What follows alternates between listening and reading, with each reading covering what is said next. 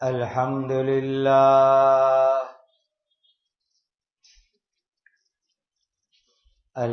لله الذي هدانا للإسلام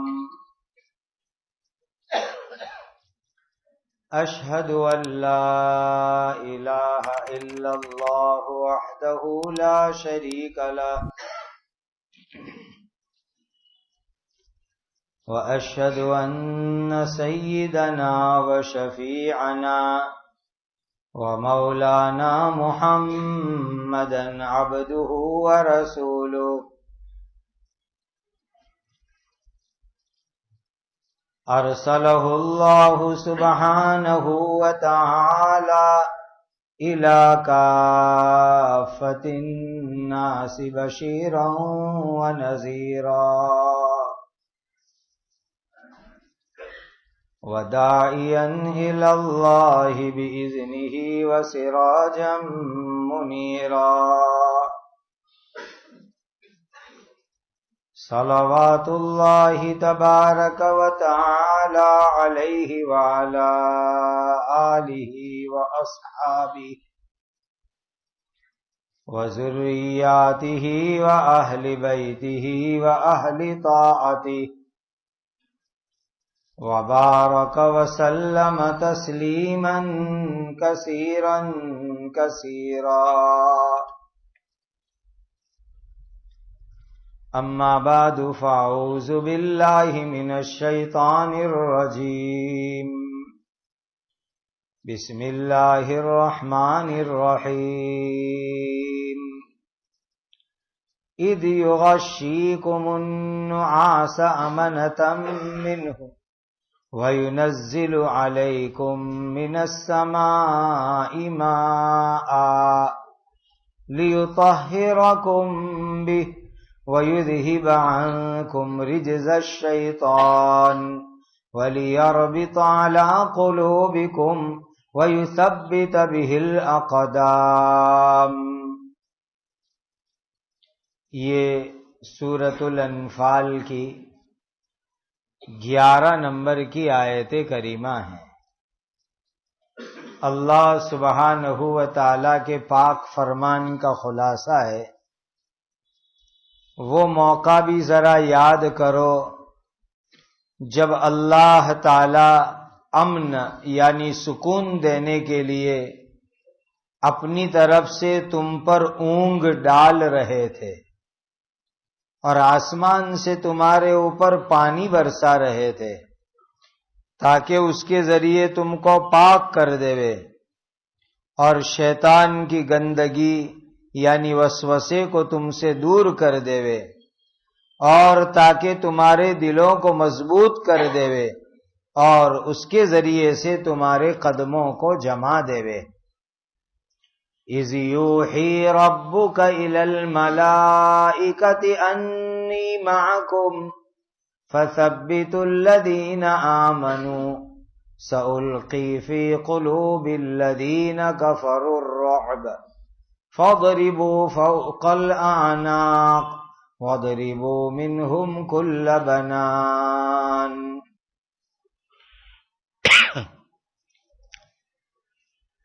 جب تمہارے رب فرشتوں کو حکم دے رہے تھے کہ میں تمہارے ساتھ ہی ہوں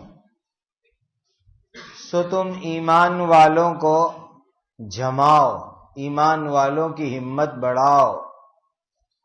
میں ابھی کافروں کے دلوں میں رعب ڈال دیتا ہوں سو تم گردنوں پر مارو اور تم ان کو ہر ہر پوروے یعنی جوڑ پر چوٹ مارو. ذالک بأنہم شاقوا اللہ ورسولہ ومن يشاقق اللہ ورسولہ فإن اللہ شدید العقاب. یہ سزا اس لیے ہے کہ انہوں نے اللہ تعالی اور اس کے رسول سے دشمنی کی ہے، اللہ اور اس کے رسول سے مخالفت کی ہے، اور جو شخص بھی اللہ تعالی اور اس کے رسول کی مخالفت کرتا ہے تو اللہ تعالی سخت سزا دینے والے ہیں۔ ذالکم فذوقوہ وَأَنَّ لِلْكَافِرِينَ عَذَابَ النَّارِ، اس دنیا میں سزا کا مزہ تم چکھ لو اور یقین جانو کافروں کے لیے آگ کا عذاب ہے۔ بات چل رہی تھی غزوہ بدر کی۔ بدر کی لڑائی یہ نبی کریم صلی اللہ علیہ وسلم جب ہجرت کر کے مدینہ پاک تشریف لے گئے تو اس کے دوسرے سال یہ لڑائی ہوئی، اور اس میں مکہ کے کافروں کی طرف سے ابو جہل سردار بن کر کے آیا اور 1000 مکہ کے دشمنوں کا لشکر تھا۔ اللہ تعالیٰ نے اس بدر کے موقع پر نبی کریم صلی اللہ علیہ وسلم اور صحابہ کرام کی کھلم کھلی مدد فرمائی۔ بدر کا جو میدان ہے بہت بڑا لمبا چوڑا پھیلا ہوا میدان ہے۔ ابو جہل اور مکہ کے 1000 مشرکین جلدی پہنچ گئے اور انہوں نے پورے میدان کو دیکھا، اور جو اچھی جگہ تھی، بہترین مٹی والی سپاٹ لیول والی جگہ تھی، اس جگہ کے اوپر ابو جہل اور اس کے دوستوں نے قبضہ کر لیا اور وہاں انہوں نے پڑاؤ ڈال دیا۔ جہاں ابو جہل اور اس کے ساتھی لوگ تھے وہاں پانی بھی بہت بہترین تھا، تو انہوں نے میدان میں جلدی آ کر کے بہترین پانی اور ایک دم لیول والی مٹی والی سپاٹ جگہ کے اوپر قبضہ کر لیا۔ تھوڑی دیر کے بعد حضرت نبی کریم صلی اللہ علیہ وسلم 313 صحابہ کو لے کر کے پہنچے تو دیکھا کہ جو بہترین جگہ ہے اس پر تو ابو جہل اور مشرکوں نے قبضہ کر لیا ہے، تو ایک دوسری جگہ جہاں ریتی ریتی تھی، جہاں چلنا بھی مشکل تھا، اس لیے کہ ریتی میں اگر چلتے ہیں تو پیر زمین کے اندر دھس جاتے ہیں، اور ریتی میں تیز تیز چلنا مشکل ہوتا ہے، قدم بھی اس میں پھنس جاتے ہیں۔ اسی جگہ پر حضرت نبی کریم صلی اللہ علیہ وسلم نے قیام کر لیا۔ قافلے میں ایک صحابی تھے حضرت حباب رضی اللہ تعالی عنہ، حباب ابن منذر رضی اللہ تعالی عنہ، یہ زمین اور جگہ کی پسند کی لائن سے بڑے ماہر صحابی تھے۔ انہوں نے پورا میدان دیکھا اور اس کے بعد آ کر نبی کریم صلی اللہ علیہ وسلم کو ایک سوال کیا، حضور جس جگہ پر آپ رکے ہوئے ہیں، ہم صحابہ رکے ہوئے ہیں، یہ جگہ آپ نے اپنی مرضی سے پسند کی یا اللہ تعالی کا حکم ہے اس جگہ پر ٹھہرنے کا؟ اس لیے کہ اگر اللہ کا حکم ہے تو ہم ایک انچ بھی جگہ سے آگے پیچھے نہیں ہو سکتے، اور اگر آپ نے اپنے اختیار سے اپنی مرضی سے یہ جگہ پسند کی ہے تو میں آپ کو درخواست کروں گا کہ جگہ تھوڑی بدل دینی چاہیے۔ نبی کریم صلی اللہ علیہ وسلم ساتھیوں کی رائے کا بڑا احترام کرتے تھے. ایسے معاملات میں جب صحابہ کی طرف سے کوئی اچھی فائدے والی رائے آتی تھی تو حضور اس کو خوشی سے قبول فرما دیتے. تو آپ صلی اللہ علیہ وسلم نے ارشاد فرمایا کہ یہ جگہ جہاں ہم رکے ہوئے ہیں یہ اللہ کا حکم نہیں ہے، ہم جگہ کو بدل سکتے ہیں. تو پھر حضرت حباب رضی اللہ تعالی عنہ نے عرض کیا کہ حضور یہ جگہ ہم تھوڑی بدل دے وے اور ذرا آگے جاوے جہاں مکہ کے مشرک سردار لوگ رکے ہوئے ہیں، وہاں جا کر کے ہم لوگ رک جاوے، ٹھہر جاوے وہاں پر. اس سے ایک بات یہ سمجھ میں آئی کہ اپنے ساتھیوں میں، جماعت میں اور سنستھا کے کاموں میں جو ساتھی جس لائن کا ماہر اور ایکسپرٹ ہو اس کی رائے اور مشورے سے فائدہ اٹھانا چاہیے. ہر آدمی ہر لائن کا ماہر اور ایکسپرٹ ہو یہ کوئی ضروری نہیں ہے. اللہ نے ہر ایک کو الگ الگ صلاحیتیں دی ہے، الگ الگ خوبیاں دی ہے. تو جس کی جو صلاحیت ہو، جو خوبی ہو، جس میں وہ ماہر ہو، اس سے ہمیں فائدہ اٹھانا چاہیے. یہ ہمارا کمال ہے. تو فوراً حضور نے پورے لشکر کو حکم دیا آگے بڑھو، اور جہاں مکہ کے مشرکوں کا قافلہ رکا ہوا تھا، لشکر رکا ہوا تھا، بالکل اس کے قریب جا کر کے نبی کریم صلی اللہ علیہ وسلم نے صحابہ کو رکوا دیا. وہ زمین بھی ذرا ایسی تھی، لیکن یہاں ایک فائدہ یہ تھا کہ وہاں پانی کا ایک حوض تھا، اور پانی مل جاوے تو سب نعمتیں مل گئے. جن علاقوں میں پانی کم ہوتا ہے وہاں انسانوں کی زندگی کیسی تکلیف میں گزرتی ہے. اللہ تعالیٰ نے ہم کو جس علاقے میں رکھا ہے ماشاءاللہ پانی والی نعمت کی لائن سے ہم بہت سکھ چین میں ہیں. بہت بڑا اللہ کا احسان ہے. بعض علاقوں کا حال یہ ہے کہ پینے کے لیے پانی 5-5, 10-10, 20-20 کلومیٹر سے لانا پڑتا ہے پینے کے لیے. برتن، کپڑے دھونا، نہانا، اس کا تو سوال ہی پیدا نہیں ہوتا. کھارا پانی استعمال کرو، کڑوا پانی استعمال کرو، ہفتے میں 1 مرتبہ نہاؤ. کیسی کیسی بیچارے لوگ تکلیف اٹھاتے ہیں. ہمیں اللہ کا شکر ادا کرنا چاہیے کہ اللہ نے پانی والی نعمت سے ہم کو مالا مال فرمایا. اب اس نعمت کو برباد نہیں کرنا چاہیے.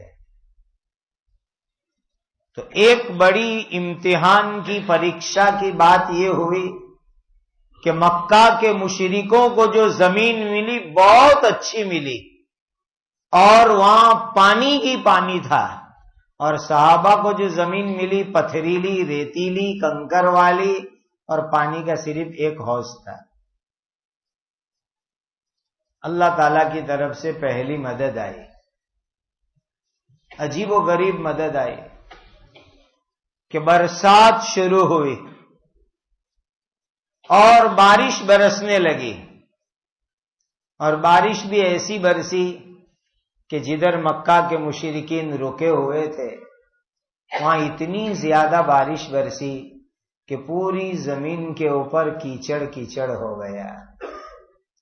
مٹی والی زمین پر پانی برستا ہے تو مٹی میں کیچڑ ہو جاتا ہے.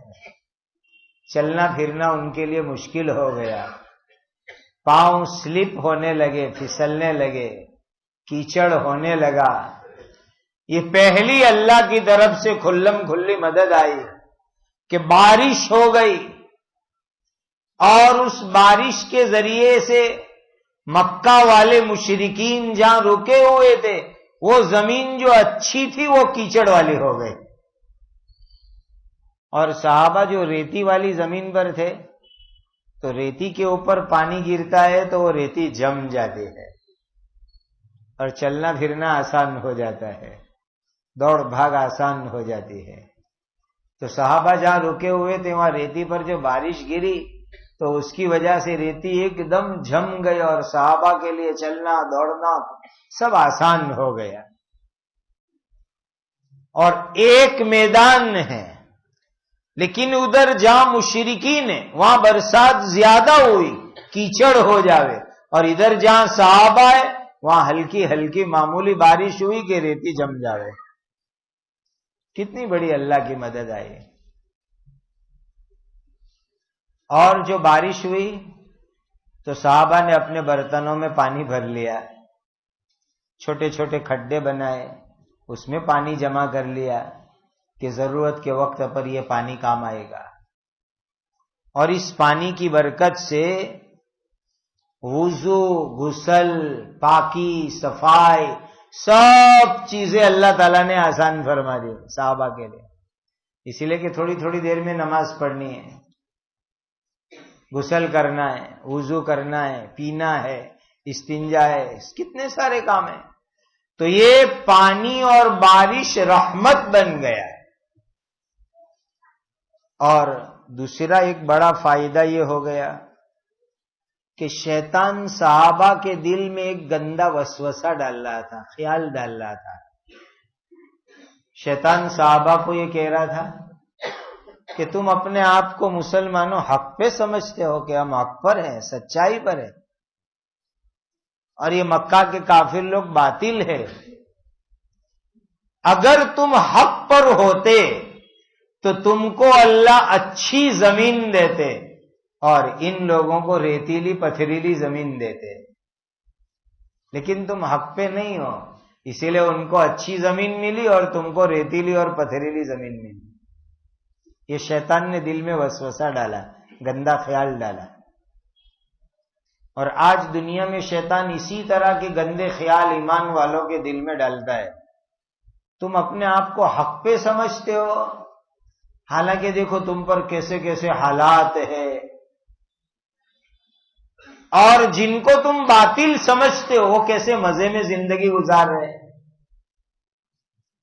حالانکہ یاد رکھو اللہ عافیت سے ہمیشہ رکھے، لیکن حالات آنا یہ حق پر ہونے کی نشانی ہے۔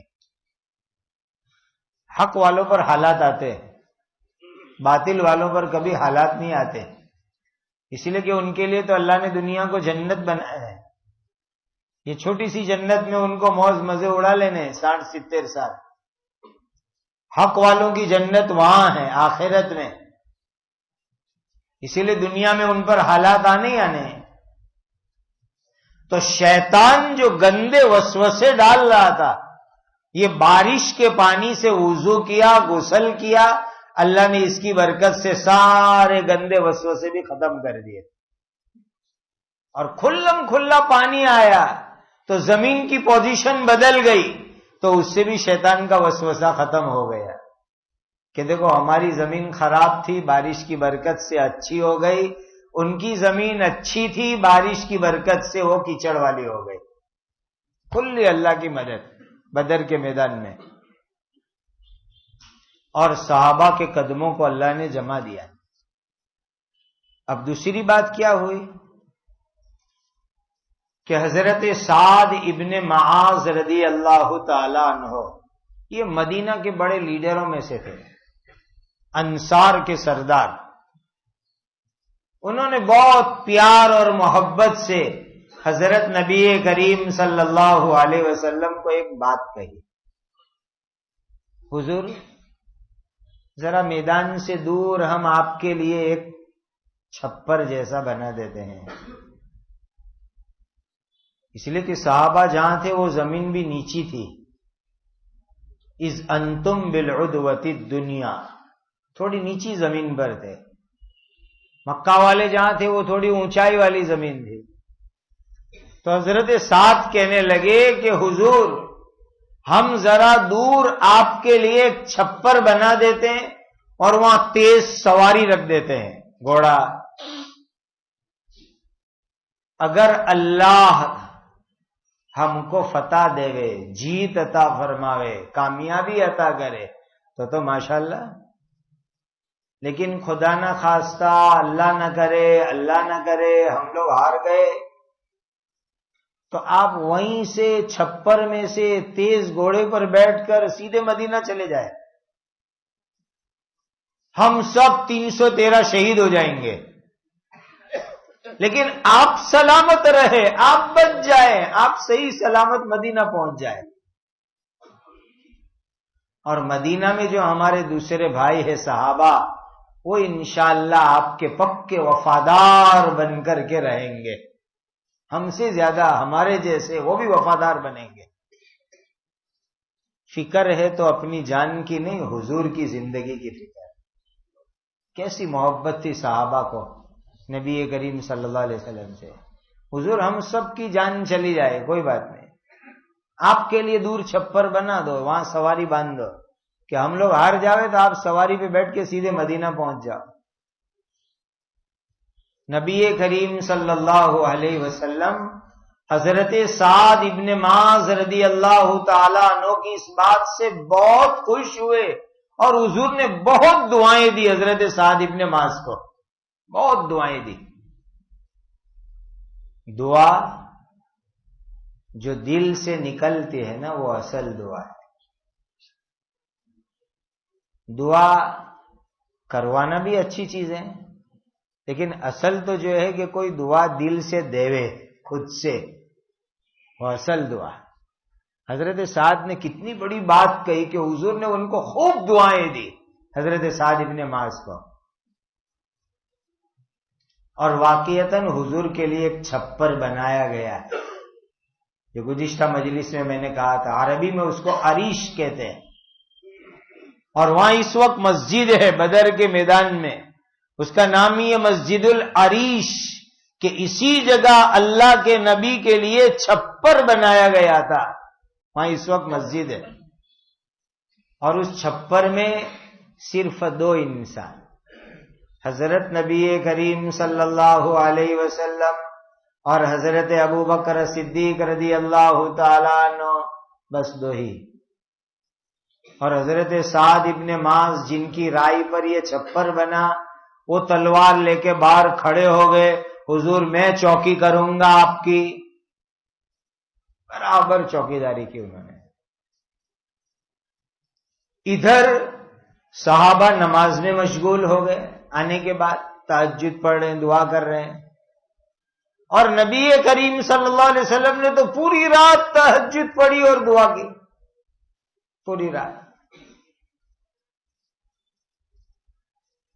اب صحابہ کے دل میں پھر ایک خیال آیا، دیکھو نہیں یہ مکہ والے سب میٹھی نیند سو رہے ہیں اور ہم لوگوں کو تہجد میں تکلیف میں. یہ شیطانی وسوسہ تھا دل میں. اللہ تعالی کی طرف سے قدرتی طور پر تمام کے تمام صحابہ کو نیند آ گئے، سب کو نیند آ گئی. زبردستی اللہ نے سلا دیا. سونا نہیں چاہتے تھے پھر بھی نیند آ گئی صحابہ کو، قدرتی. اس آیت میں اللہ بیان فرما رہے ہیں. حالانکہ جنگ کی تیاری ہو رہی ہے، دشمن 3 گنا زیادہ ہے، پوری تیاری والے ہیں، یہاں کچھ بھی نہیں ہے، پھر بھی صحابہ کو سب کو میٹھی نیند آ گئی اور سب لوگ سو گئے. اس نیند کا فائدہ یہ ہوا کہ سب صحابہ ایک دم فریش ہو گئے، تازہ ہو گئے، موڈ میں آ گئے، اور جو وسوسے تھے، غم تھے، الجھن تھی، ٹینشن تھی، سب ختم ہو گیا. اس نیند کا فائدہ یہ ہوا. اور ایک بہت بڑے صحابی حضرت عبداللہ ابن مسعود رضی اللہ تعالیٰ عنہ فرماتے ہیں کہ جنگ کے میدان میں، لڑائی کے میدان میں نیند آنا یہ اللہ کی طرف سے رحمت ہوا کرتی ہے، اور نماز میں نیند کا آنا یہ شیطان کی طرف سے ہوا کرتی ہے. تو سب صحابہ کو نیند آ گئی. اب جو اٹھے صبح میں نماز کے لیے سب ایک دم تازہ، تھکن دور. اور دیکھیے یہ 2 چیزیں بہت فائدے کی ہیں. ایک غسل اور دوسرا جو ہے نیند. انسان کی غم، الجھن، ٹینشن، بہت سی چیزیں اس سے دور ہو جاتی ہے، صفائی ہو جاتی ہے اس کی برکت سے. الجھن ہو، غم ہو، تسبیحات پڑھو، تسبیح پڑھتے پڑھتے سو جاؤ، بہت سے غم ہلکے ہو جائیں گے، آدمی فریش ہو جائے گا. اور غسل کر لو. غسل سے جس طرح بدن کے اوپر سے گندگی دور ہوتی ہے، آدمی پاک ہوتا ہے، اسی طرح دماغ بھی فریش اور تازہ ہو جاتا ہے. عجیب تاثیر ہے غسل کے اندر. اور اگر ساتھ میں اتنا بھی کر لو کہ آیت الکرسی پڑھ لو اور غسل کرو پانی پر دم کر کے، تو اور زیادہ تازہ دم ہو جاؤ گے. پانی میں اللہ نے یہ تاثیر رکھی ہے. اسی لیے جو جنات کے اثرات ہو، جادو کے اثرات ہو، نظر لگ جاوے اس کے اثرات ہو، تو آپ خود کرو، قل اعوذ برب الفلق، قل اعوذ برب الناس پڑھو، آیت الکرسی پڑھو اور پانی پہ دم کر کے نہا لو، انشاءاللہ بہت راحت ہو رہے گی. روز نہانے کی عادت بنا لو اس طرح پڑھ کر کے. اور بھی کچھ آیت ہیں قرآن کی پڑھنے کی، اس کا پرچہ بھی ہم نے چھپوا رکھا ہے، پڑھو اس کو اور دم کر کے نہا لو، خود نہاؤ. اللہ اس غسل کی برکت سے ظاہری صفائی، دوسری طرح کی صفائی، چین سکون عطا فرمائیں گے. بڑی تاثیر ہے اس کے اندر. تو صحابہ کو نیند آ گئی. اور روایتوں میں آتا ہے کہ تمام صحابہ سو گئے، صرف نبی کریم صلی اللہ علیہ وسلم پوری رات تہجد اور دعا میں مشغول رہے. حضور دعا کر رہے ہیں، صحابہ آمین کہہ رہے ہیں. پھر صحابہ کو نیند آ گئی. اور ایک روایت میں کہ تھوڑی دیر کے لیے حضور کو بھی چند جھونکے آ گئے، میٹھی میٹھی پیارے پیارے جھونکے حضور کو آ گئے. جیسے حضور کو جھونکے آئے، حضور بیدار ہوئے، آنکھ کھولی، ایک دم خوش تھے، ہنس رہے تھے نیند میں سے اٹھ کر کے. اور وہاں جو صحابہ موجود تھے ان کو کہا، دیکھو یہ ٹیلا ہے پہاڑ کا، یہاں جبرائیل امین کھڑے ہوئے ہیں، جبرائیل آ گئے تمہاری مدد کے لیے. اور حضور قرآن کی ایک آیت پڑھ رہے تھے، سَيُهْزَمُ الْجَمْعُ وَيُوَلُّونَ الدُّبُرَ، سَيُهْزَمُ الْجَمْعُ وَيُوَلُّونَ الدُّبُرَ. اللہ اس بڑے لشکر کو ہرا دیں گے اور یہ میدان سے پیٹ پھیرا کے بھاگیں گے. حضور یہ آیت پڑھتے پڑھتے ہوئے بیدار ہوئے. اور پھر ایک صحابی کا ہاتھ پکڑا، حضور میدان میں گئے اور لکڑی ہاتھ مبارک میں تھی، اس سے نشان کیا، یہاں ابو جہل کی لاش پڑے گی دیکھ لینا، یہاں فلاں مکہ کے کافر کی لاش پڑے گی دیکھ لینا. نشان کیے نام کے ساتھ حضور نے. اور وہ صحابی کہتے ہیں کہ صبح صبح حضور نے جہاں نشان کیا تھا، شام کو جب جنگ ختم ہوئی میدان میں جا کے دیکھا تو جہاں حضور نے نشانی کی تھی اس سے 1 انچ آگے پیچھے کافر کی لاش نہیں ہوئی. اسی جگہ پر جہاں نشانی کی تھی یہاں ابو جہل کی لاش ہوگی، وہیں ابو جہل کی، جس کا نام لیا مکہ کے سرداروں میں کہ یہاں اس کی یہاں اس کی، اسی جگہ پر اس کی لاش پڑی ہوئی تھی. کہ آ گئے جبرائیل تمہاری مدد کے لیے آ گئے. اور ہنستے ہنستے حضور بیدار ہوئے، سَيُهْزَمُ الْجَمْعُ وَيُوَلُّونَ الدُّبُرَ. یہ مکہ کا جتھا، ان کا لشکر ابھی ہار جائے گا، پیٹ پھرا کے یہ میدان چھوڑ کر کے بھاگیں گے. اب فرشتے بھی آئے 3000 اور جبل الملائکہ پر آ کر کے رک گئے فرشتے. فرشتوں نے ایک کام یہ کیا کہ ایمان والوں کی ہمت بڑھائی. دوسرا کام یہ کیا تعداد اور سنکھیا بڑھائی. اور تیسرا کام یہ کیا کہ صحابہ کے دلوں کے اوپر تصرف کیا اور ان کو آگے بڑھنے کے حوصلے دیے، ہمتیں دی، शैतानी वसवसों से बचा बचा के रखा। सहाबा के साथ फरिश्तों ने मिल जुल करके बाकायदा लड़ाई में हिस्सा लिया। एक बदर की लड़ाई ऐसी लड़ाई है कि जिसमें सहाबा के साथ फरिश्तों ने खुद जंग लड़ी है, खुद फरिश्ते लड़े। सहाबा कहते हैं हम एक मक्का के काफिर के पीछे दौड़े, तो मैं उसके पास पहुंचूं, इतने में तो उसकी गर्दन अलग हो गई उसके बदन से। पता चला किसी फरिश्ते ने इसके ऊपर वार किया।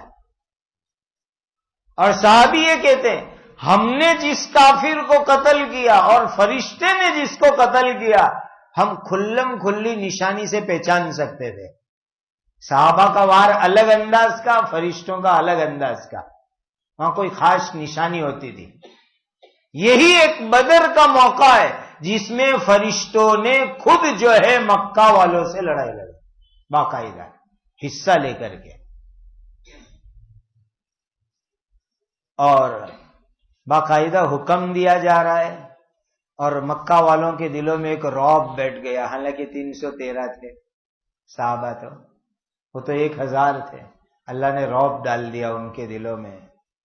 और बाकायदा कैसे जंग करनी वो भी अल्लाह ने सिखाई।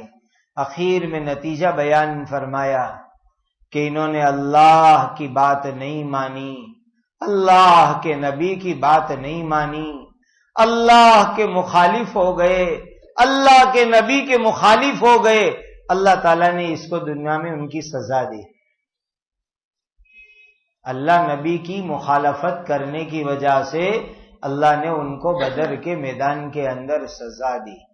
और बदर से लेकर मक्का तक पूरे रास्ते में मातम की मजलिसें लग गई कि हर कबीले के 70 बड़े बड़े सरदार मारे जावे, यानी क्या। और इनकी अकल में नहीं आता कि हमारा तो 1000 का लश्कर और सहाबा सिर्फ 313, ये कैसे हो गया, अकल में नहीं आता था। हैरान रह गए। और पूरे मक्का में मातम की काली चादर छा गई। ऐसा सन्नाटे का माहौल हो गया। जहां देखो वहां रोना, जहां देखो वहां मातम की मजलिस। बड़े बड़े उनके लोग मारे गए। अल्लाह ने सहाबाए किराम की, नबी करीम सल्लल्लाहु अलैहि वसल्लम की खुल्लम खुल्ली फरिश्तों के जरिए मदद फरमाई।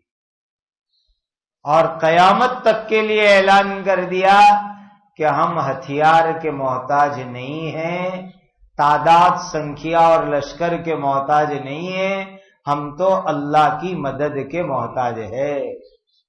खुदा की मदद से जो होगा वो होगा। और खुदा की मदद आई रात भर मुसल्ले पर रोने की बरकत से, दुआओं की बरकत से।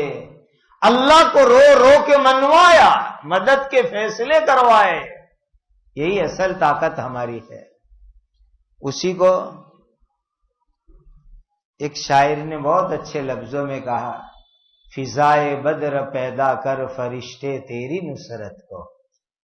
फिजाए बद्र पैदा कर, बद्र वाला माहौल पैदा कर लो। आज भी अल्लाह के सामने रोना, गिड़गिड़ाना, सजदे में अल्लाह से मांगना। फरिश्ते तेरी नुसरत को उतर सकते हैं गर्दों से कतार अंदर कतार। आज भी अल्लाह के फरिश्ते आज भी तुम्हारी मदद के लिए आ सकते हैं। बस ये है कि हमारी दुआओं के अंदर अल्लाह ताला वो तासीर पैदा फरमाए। और रातों को अल्लाह हमें रोने वाला और मांगने वाला अल्लाह बना दे रहे। तो अल्लाह की मदद को मुतवज्जे करना बहुत आसान है। और याद रख लो कि अल्लाह की मदद से ही हमारा काम बनेगा। उसके अलावा कोई ताकत हमारे पास नहीं है और न किसी ताकत के चक्कर में हमें पड़ना है।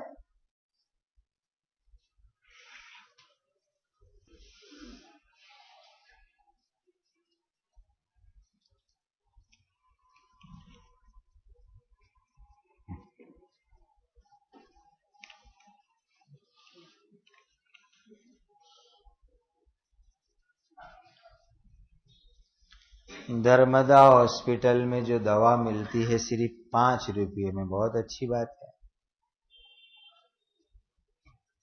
उन लोगों की जो اسکیم ہوتی ہے کہ بھائی وہ کس کو دیتے ہیں دوا 5 روپے میں، تو جو ان کے رول ریگولیشن ہوتے ہیں قانون، اس میں جو لوگ آتے ہو 5 روپے کی دوا لے سکتے ہیں، کوئی حرج نہیں، چاہے مسلم کی ہاسپٹل ہو غیر مسلم کی ہاسپٹل ہو، اس طرح کی درمدہ ہاسپٹلوں سے دوا لے سکتے ہیں، کوئی مسئلہ نہیں ہے۔ اس مسجد کے مؤذن صاحب کے نانا کا انتقال ہو گیا، اللہ تعالیٰ ان کی مغفرت فرمائے، ان کی قبر کو نور سے منور فرمائے، ان کے درجات کو جنت الفردوس میں بلند فرمائے۔ چلے قرآن کی آیت پڑھ کے دم کیا ہوا پانی، اچھی بات تو یہ ہے کہ اس کو آپ کسی برتن میں جمع کر کے کسی درخت کی جڑ میں چھوڑ دو، یا کنویں میں چھوڑ دو، یا ندی میں چھوڑ دو، یہ افضل اور اچھا طریقہ ہے۔ باقی چلا جائے گا نالی میں تو کوئی حرج اور گناہ کی بات نہیں ہے۔ پٹیل فیضان کو ڈینگیو ہو گیا، ڈینگیو، بہت سے لوگوں کو اس وقت ڈینگیو اور قسم قسم کی بیماریاں ہیں، اللہ تعالیٰ تمام بیماروں کو شفائے کاملہ عاجلہ دائمہ مستمرہ عطا فرمائے۔ اس بدھ کو انشاءاللہ مسجد علی کے اندر ماہانہ بخاری شریف کے سبق کی مجلس ہوگی عشاء کی نماز کے بعد۔ درود شریف پڑھ لو۔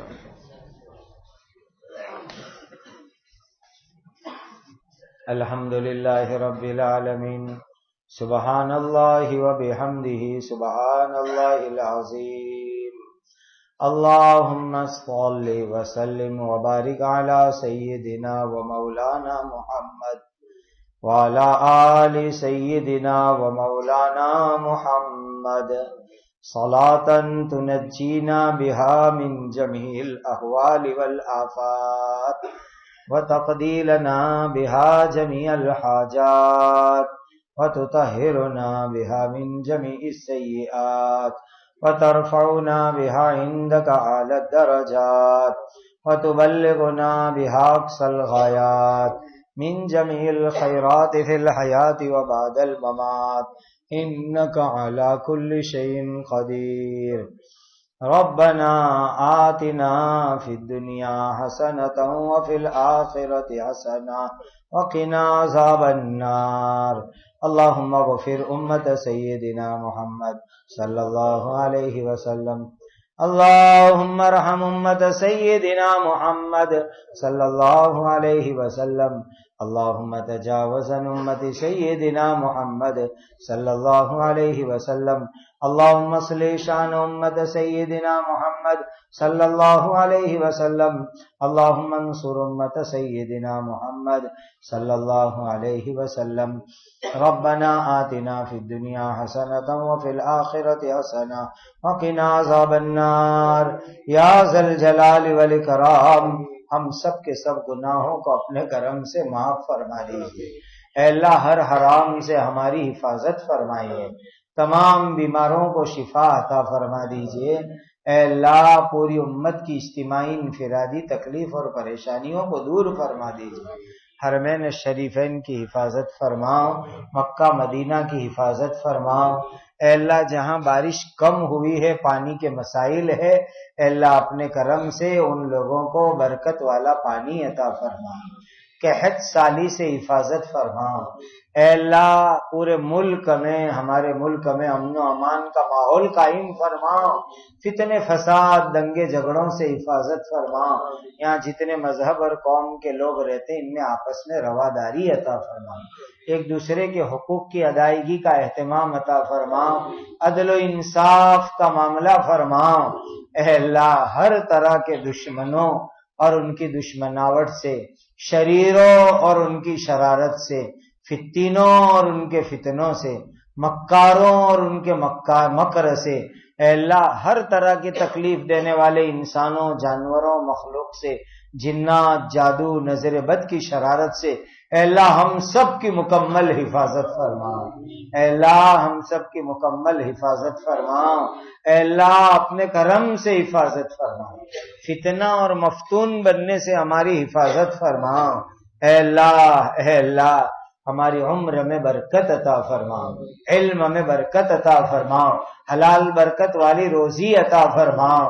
اے اللہ اپنوں اور غیروں کے شر سے حفاظت فرماؤ، تمام مسجدوں کی، عبادت گاہوں کی، مدرسوں کی، مکتب کی، خانقاہوں کی، جماعتوں کی، مراکز کی، دین کے کاموں کی، کام کرنے والوں کی بھرپور حفاظت اور نصرت فرماؤ۔ پورے عالم میں ہدایت کی ہواؤں کو چلا دیجئے، تمام انسانوں اور جناتوں کو ایمان عطا فرما دیجئے۔ نبی کریم صلی اللہ علیہ وسلم نے جتنی خیر مانگی ہمیں اور پوری امت کو عطا فرماؤ۔ نبی کریم صلی اللہ علیہ وسلم نے جن شرور سے پناہ چاہی، اے اللہ ہماری اور پوری امت کی حفاظت فرما۔ آمین آمین آمین۔ وصلی اللہ علی النبی الکریم۔ سبحان ربک رب العزت عما یصفون وسلام علی المرسلین والحمد للہ رب العالمین۔